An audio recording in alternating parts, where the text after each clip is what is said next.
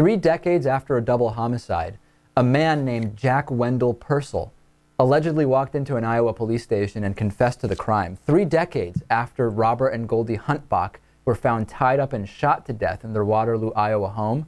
We're actually on the air in Waterloo, Iowa, believe it or not, Lewis. No suspects were ever arrested. And this week, one of them, named Jack Wendell Pursel, walked into the police station and said, I basically want to talk to someone about it. And investigators talked to him, and he confessed to this murder. Wow.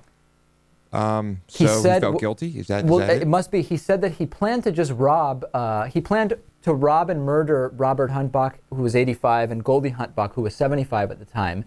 And he gave details only the person involved in the crime would know. It was a grisly homicide involving blindfolding and dish towel gagging and a number of other things.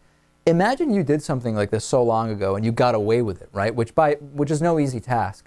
Do you think the guilt would eventually just get to you? And really, can we even make that call? Because if you're even capable of doing this type of premeditated murder, are you really the type of person that would end up feeling guilty, or are you most likely a psychopath? Yeah, seems like a strange situation. I'd imagine that someone who does this and gets away with it, I imagine that someone who does this in the first place would never have any remorse or guilt. What do you think on that, Natan?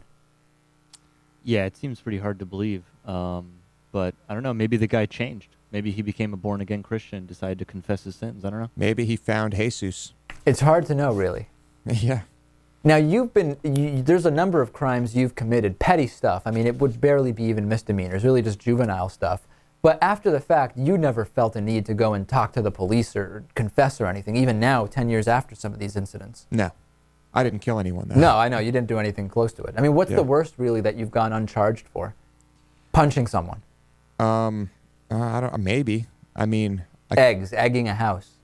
Probably egging. There was an incident, actually, where I think it was Cabbage Night, the night before Halloween, where Lewis was pulled over with several dozen eggs in the car.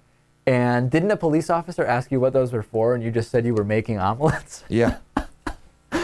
Which is completely unbelievable, because everyone knows Lewis has cereal and milk. He doesn't have omelets. If the police officer... I don't have eggs. I don't keep eggs around. Yeah, exactly.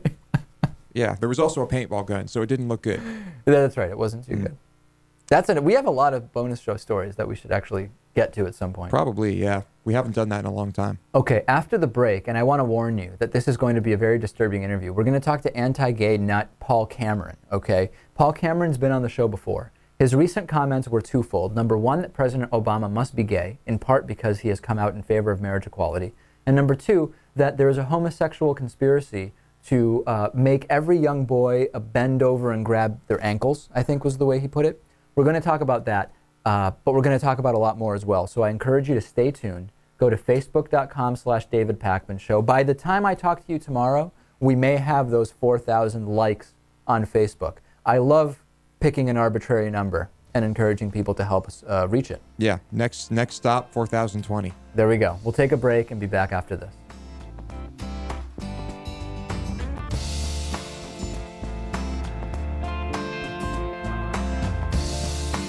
The David Pakman Show at davidpakman.com.